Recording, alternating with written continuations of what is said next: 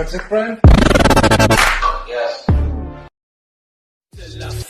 Murder on call with the fight now. 20 years and it seems like a lifetime. I've been hanging every day from a lifeline. Bodies fucking till dinner every night time.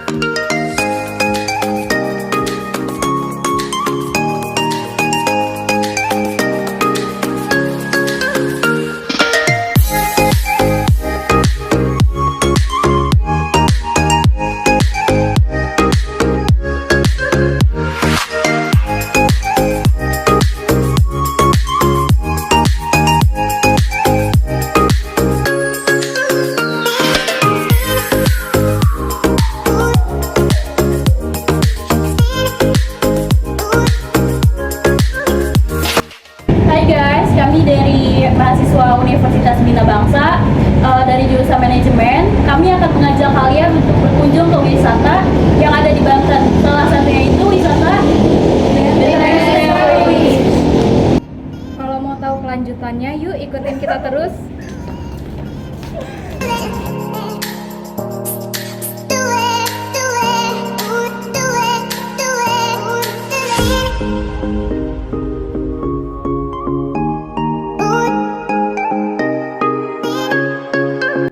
Nah, sekarang kita nih udah memasuki area Benteng Spelwitz ya, dan di sini tuh banyak benteng-benteng yang mungkin bisa kita gali lebih dalam lagi sejarahnya kayak gimana. Kita lihat-lihat tuh sekitarnya kayak apa. Di sini tuh banyak sekali sejarah yang belum kita juga banyak sejarah-sejarah yang mungkin nanti bakal kita cari tahu lebih dalam. Yang mungkin kita mau nanya ke beberapa pengunjung biar kita lebih tahu mereka di sini kayak gimana, dan mungkin kita akan mencari tahu lebih lanjut tentang sejarah Benteng Spelwitz.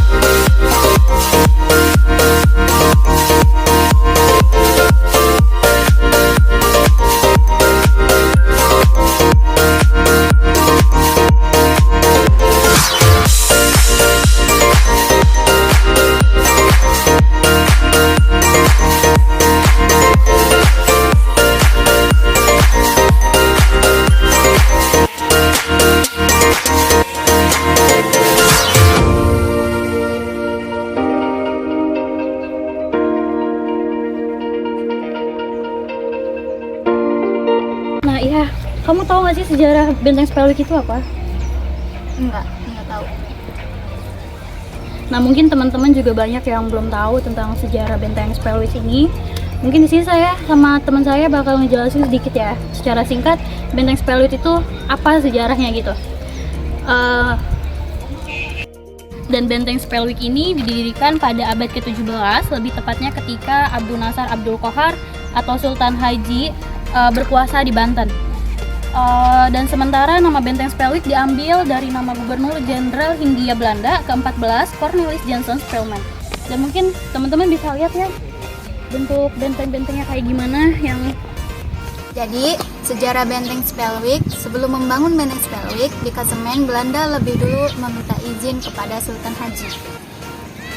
Dan Belanda mengaku akan Sultan Tirtayasa adalah ayah Sultan Haji yang terkenal sangat anti Belanda, berbeda dengan putranya.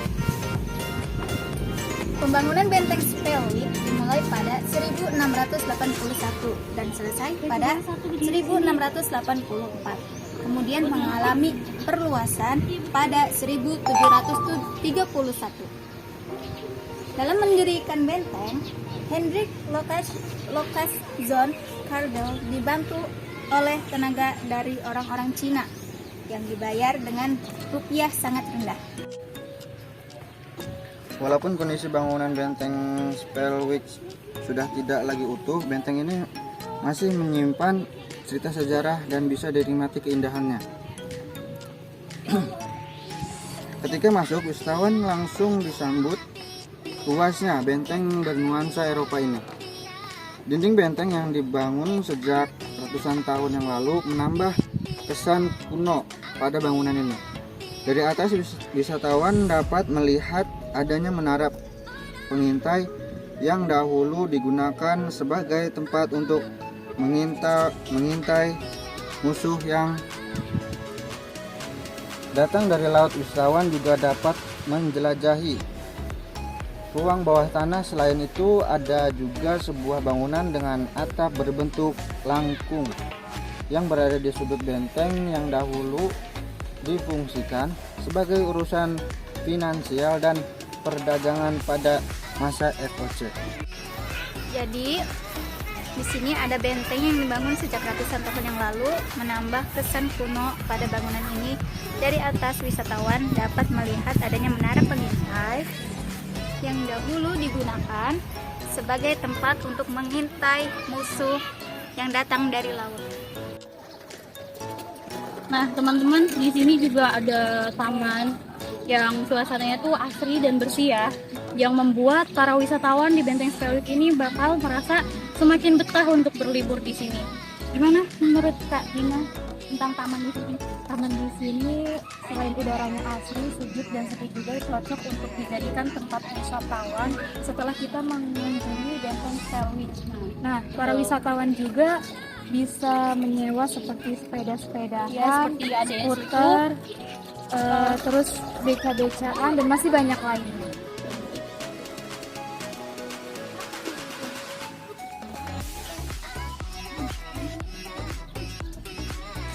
Di sini juga kebetulan cuacanya walaupun panas, tapi karena tamannya itu bersih ya, Bersih jadi dan kayak juga berasa adem gitu nggak sih Kak? Kita tuh betah gitu di sini buat berlama-lama menghabiskan waktu liburan di Taman Benteng Spellwith ini.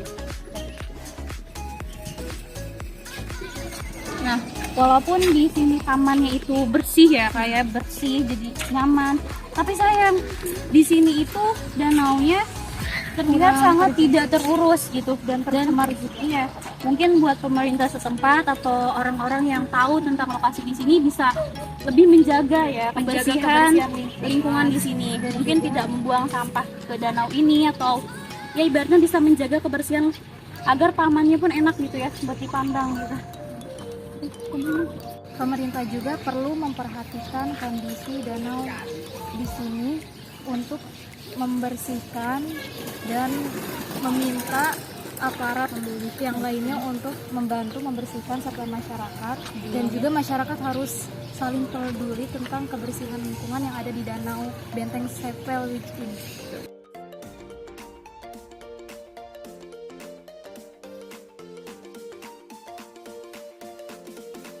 Di area luar Benteng Spellwith, wisatawan bisa melihat makam-makam Belanda yang disebut dengan Kerkhof. Makam-makam tersebut terbuat dari batu. Beberapa makam masih utuh, adapun sebagian yang sudah tidak utuh di bagian atasnya. Jika dilihat dari jenisnya, terdapat dua jenis makam di Kerfur ini. Jenis makam pertama berupa makam dengan batu tinggi yang di atasnya terdapat bentuk persegi dengan profil di bagian atasnya. Jenis kedua adalah makam berbentuk persegi sederhana di mana identitas yang dimakamkan ditulis pada permukaan atas batu. Teman-teman lihat ya, kalau ini tuh ada salah satu benteng yang berada di Benteng Spellwich. Mungkin teman-teman mau lihat apa sih yang di dalam benteng ini, ada apa? Nah, teman-teman bisa lihat kalau di bawahnya ini terdapat beberapa terowongan yang mungkin di bawahnya terdapat pintu keluar yang menuju keluar dari benteng Spellwich. Di sini kita mau nanya-nanya nih sama kakak-kakak pengunjung di sini. Boleh perkenalkan namanya juga, Kak? Nama saya Elvia. Nama kakaknya? Nama saya Pipa. Saya Resti. Nama saya Muhammad Aji. Nah, saya mau nanya nih pendapat kakak tentang wisata ini tuh di sini kayak gimana sih? Dari aku dulu. Iya, boleh dari siapa aja. Oh, dari aku wisata di sini nih sangat bagus ya. Sangat menjadi fasilitas di Banten khususnya untuk daerah Serang.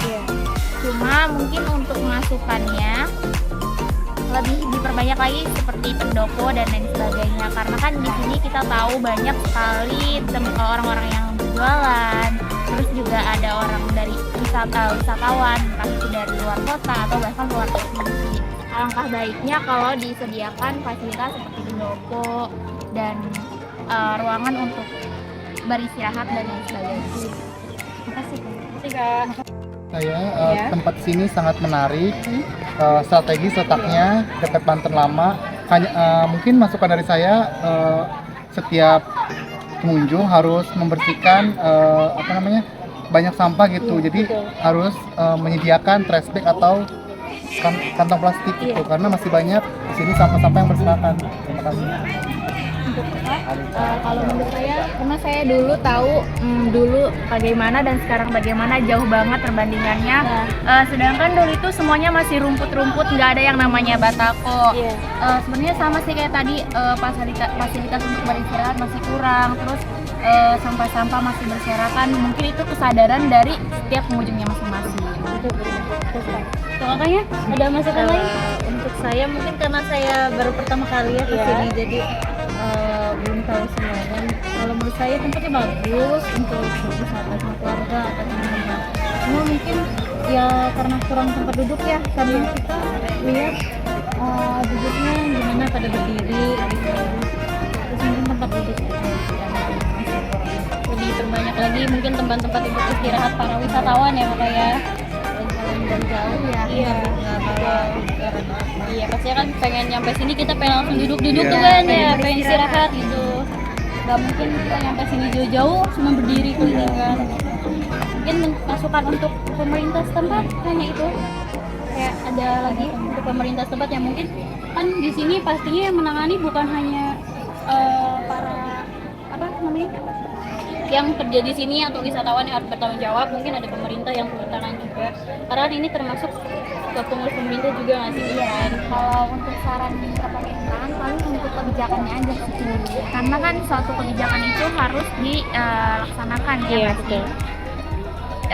Sebagai pemerintah yang menyusun atau menata baik buruknya fasilitas, tempat, terus kegunaan dan lain sebagainya itu tergantung pemerintah. Kalau pemerintahnya menata dengan baik, otomatis masyarakatnya atau warganya pun mengikuti kebijakan atau peraturan tersebut.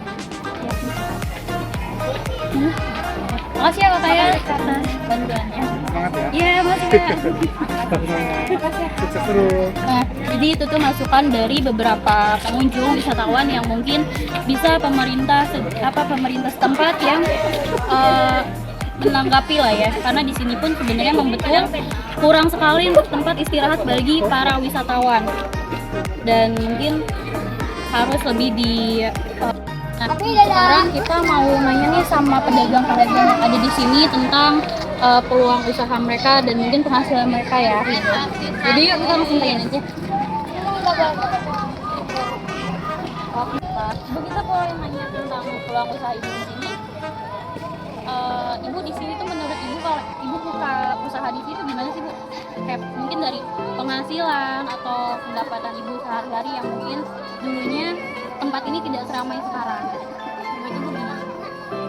Ya, alhamdulillah aja kan karena ada wisata kayak gini, jadi warga di sini kan ya bisa cari penghasilan yang lain gitu ya. Itu aja.